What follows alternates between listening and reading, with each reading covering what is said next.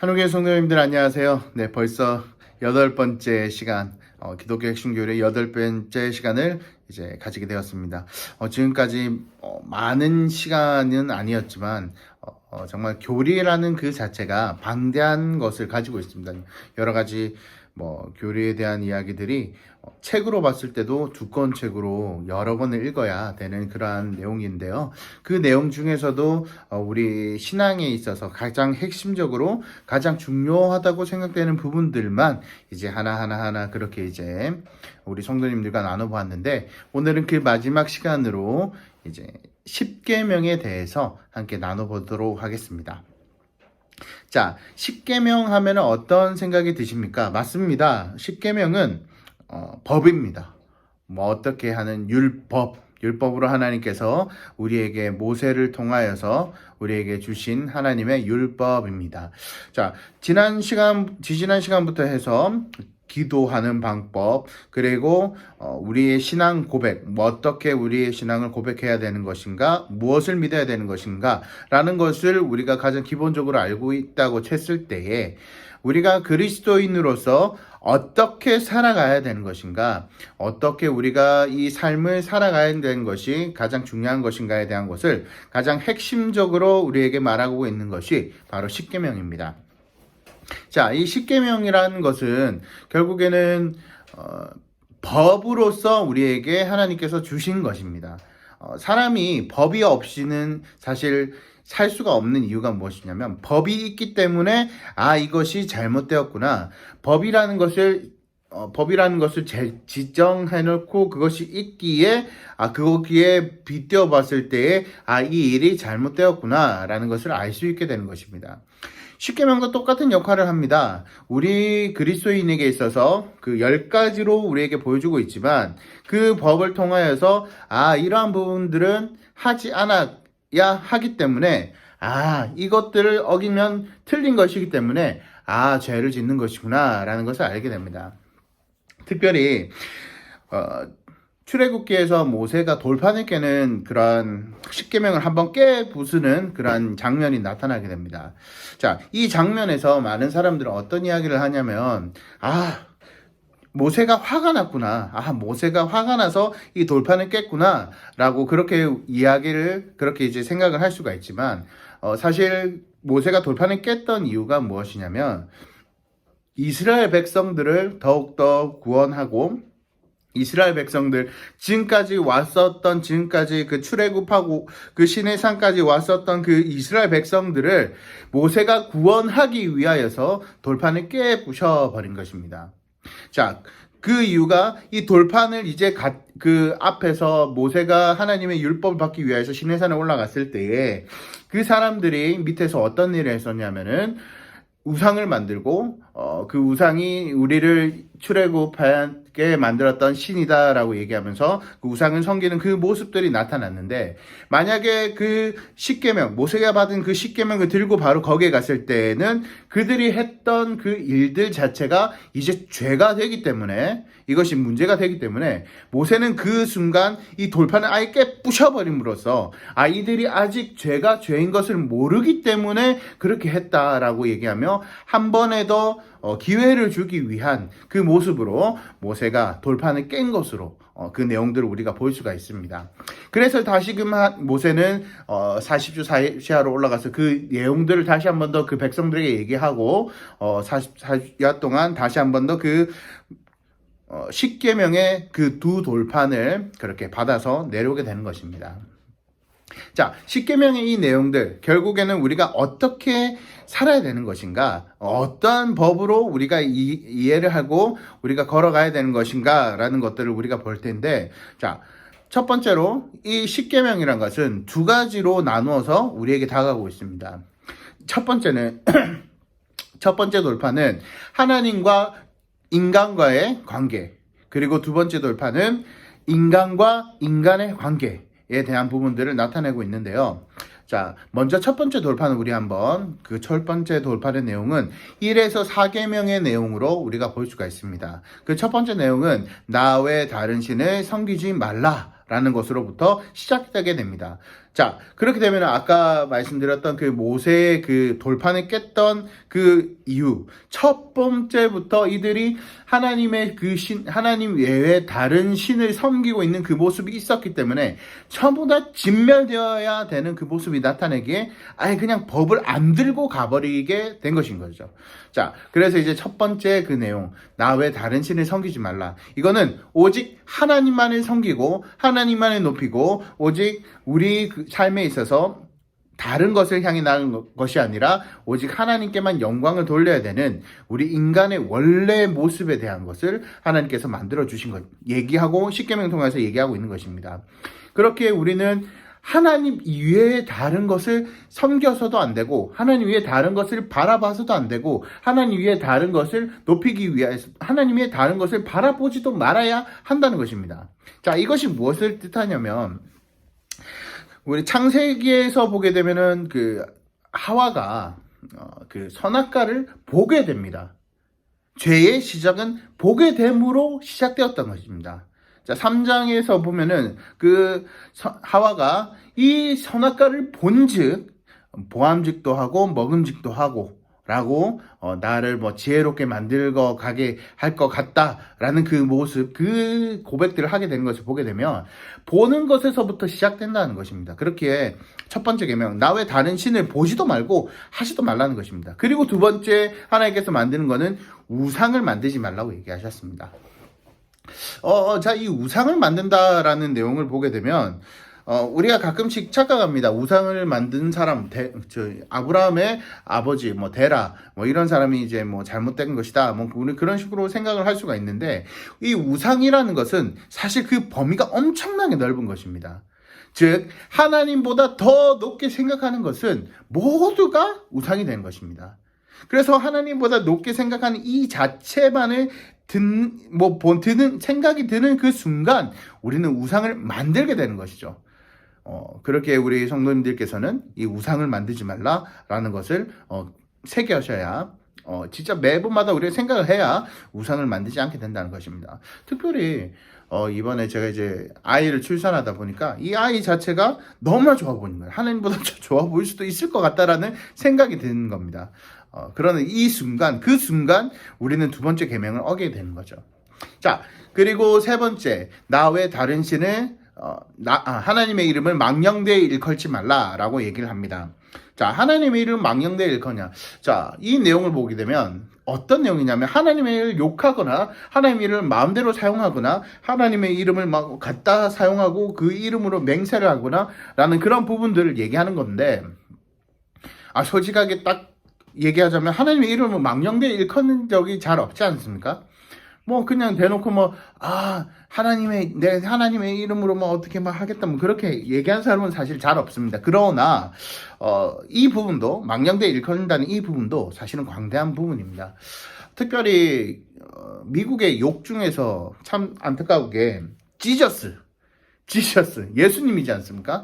예수님이 욕이 된 그런 부분도 있고요. 그리고 Oh my God, 나의 하나님, 이런 내용도 사실 하나님을 부르는 내용인데 이 내용 자체가 이제 하나님의 이름을 망령되이 일컫는 그런 모습이 나타나는 것입니다.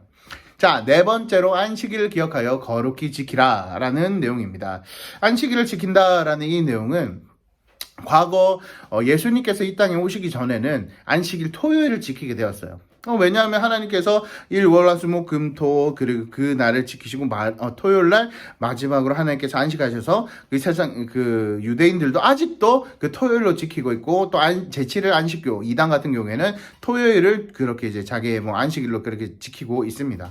그러나 이 부분이 예수님께서 이 땅에 오심으로 인하여서 그것이 완전히 바뀌게 된 것이죠. 우리 그리스도인에 있어서 구원에 있어서 예수님께서 돌아가시고 3일 만에 그 부활하신 그날을 우리가 이제 안식일로 지키게 되는 것입니다. 자, 그래서 이제 안식일 거룩히 지키라 이 말이 무엇이냐면 결국에는 우리가 주일날 와서 하나님께 예배 드린 것 그것이 중요하다라고 얘기하지만 이것이 사실은 더 크게 나타나는 것이 뭐냐면 우리는 매일의 삶 속에서 예배라고 얘기하고 매일의 삶 속에서 하나님을 높이고 매일의 삶 속에서 그 안식일의 모습, 안식일 즉 예수님께서 우리를 위하여 돌아가신 그날을 매일매일마다 우리가 생각해야 되는데 안 그렇지 않습니까? 그렇습니다. 그렇기에 우리의 모습이 또 이제 네 번째 계명에 대한 부분들을 항상 지키기 위해서 노력하는 그 모습이 나타나야 된다는 것입니다. 자, 지금까지의 이 10계명 1에서 4계명이 하나님과 우리 인간의 관계에 대해서 얘기하고 있는 것인데 들으면서 드는 생각이 어떤 것입니까? 왠지 이상하게 이것을 하나도 지킬 수 있는 게 없을 것 같은데 라는 생각이 들 수 있을 것입니다. 그 이유에 대해서 이제 또 계속 얘기하도록 하겠습니다. 자, 그래서 이제 이 10계명의 역할은 사실은 우리가 못 지킨다. 너는 진짜 죄를 못 지킨다. 라는 그것들을 알게 하는 그러한 역할도 하거든요. 그것이 진짜 우리에게 있어서 큰 은혜가 된다는 거. 우리 맨 처음, 첫 번째 시간에 혹시 기억나십니까? 사람이 낮아지고 비참하면 비참할수록 하나님을 알 수 있는 그 능력, 하나님에 대한 그 감사함이 더 크게 나타난다는 것을 말씀드렸던 거 기억나지 않습니까? 네, 맞습니다. 그 역할들을 이 십계명이 계속적으로 우리에게 해주고 있다는 것이죠.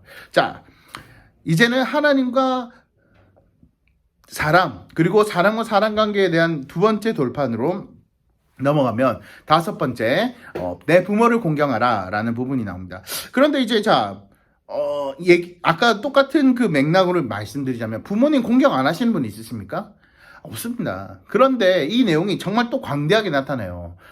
부모에 대한 공경들, 부모에 대한 안 좋은 마음 먹는 그 순간부터 이 부모에 대한 공경에 대한 이 십계명을 어기는 부분으로 나타나게 된다는 것이죠. 자, 그래서 이 십계명에 대한 이 내용들이 이제 이 사람과 사람과의 관계를 보게 되면 이런 거 나 안 하는데? 라고 얘기하지만 이제 그 내용들이 결국엔 우리가 지킬 수 없는 부분으로 계속 나타나게 될 것입니다. 자, 내 부모를 공경하라. 다섯 번째. 여섯 번째, 살인하지 말라. 살인하신 분 있으십니까? 살인하는 사람 없습니다. 진짜 살인한다는 그 마음을 요즘 살인 사건이 많이 일어나고 하지만 사실 인간의 개인적인 그 모습으로는 그런 부분들이 없습니다. 그런데 오늘 말씀드리고 싶은 건요. 사람을 미워하는 마음, 누구를 나가라. 예수님께서 말씀하시죠. 나가라. 바보라. 그렇게 얘기하는 그 순간부터 그 사람은 연자맷돌을 메고 바다에 빠져서 죽는 것이 더 좋다라고 얘기하신 것을 우리가 기억하실 것입니다.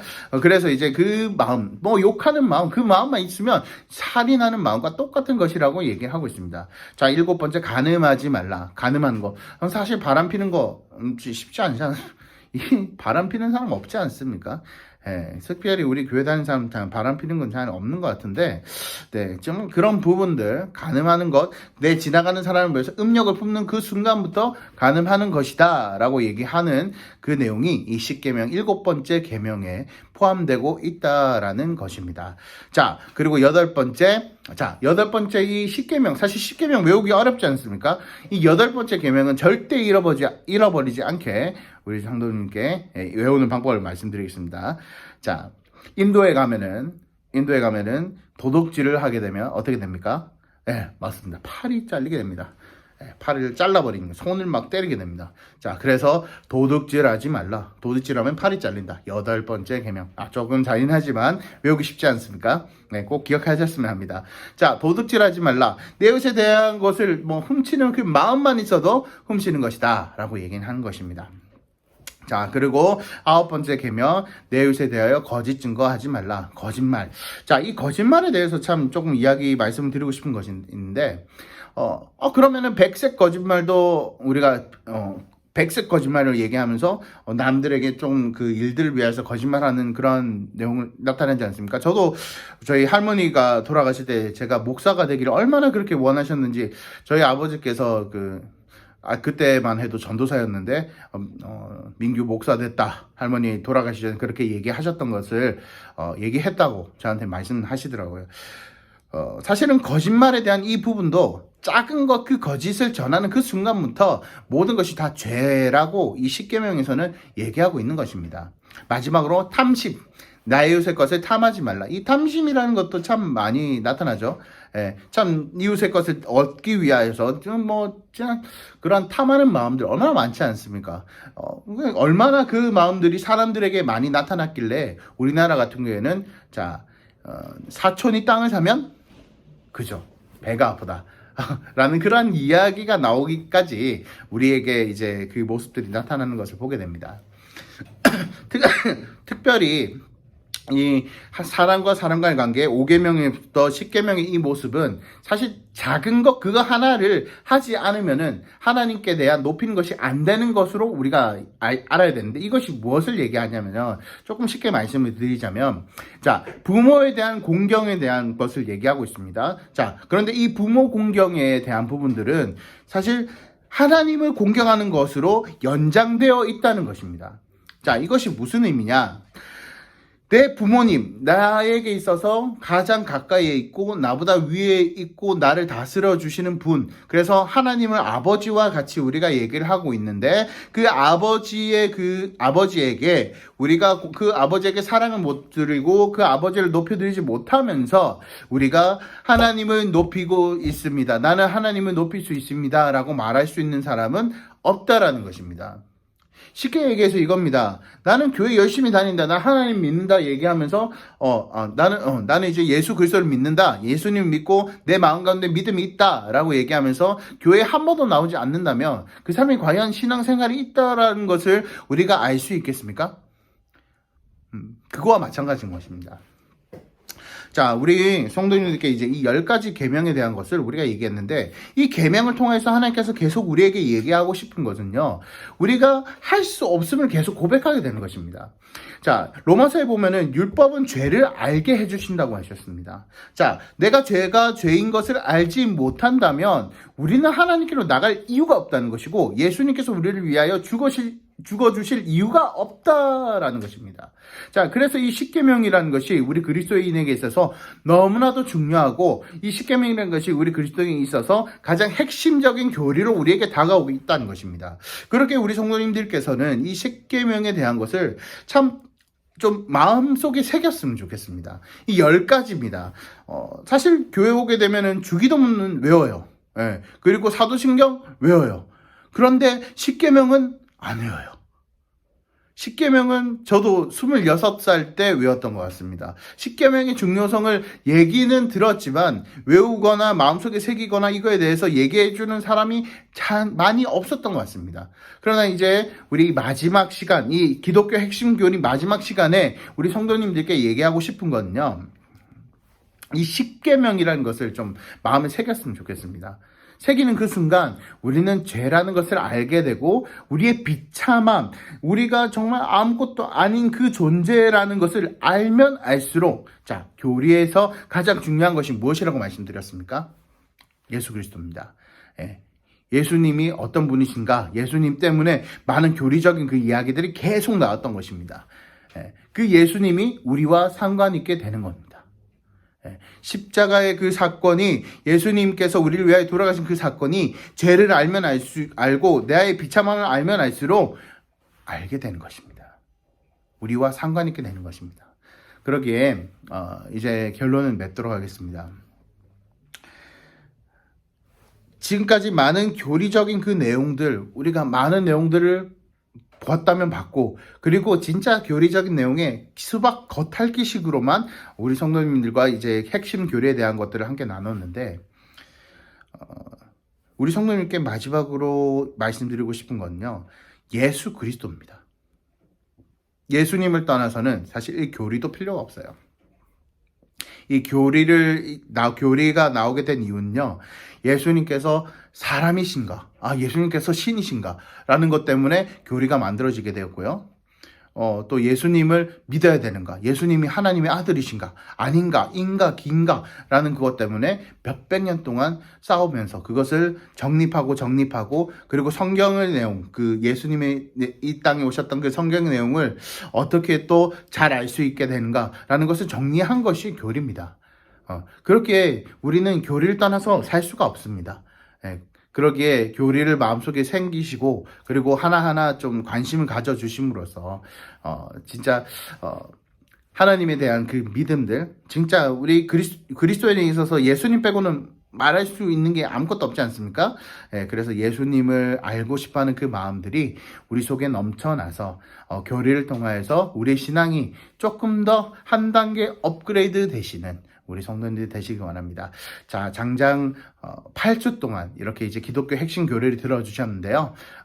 더 궁금한 점이 있으시면은 또 이제 책을 보시고 또 궁금한 점이 있으면 목사님께 또 한 번 더 여쭤보시고 질문해 주셔서 우리의 신앙이 조금 더 한 단계 업그레이드 되시기를 바랍니다.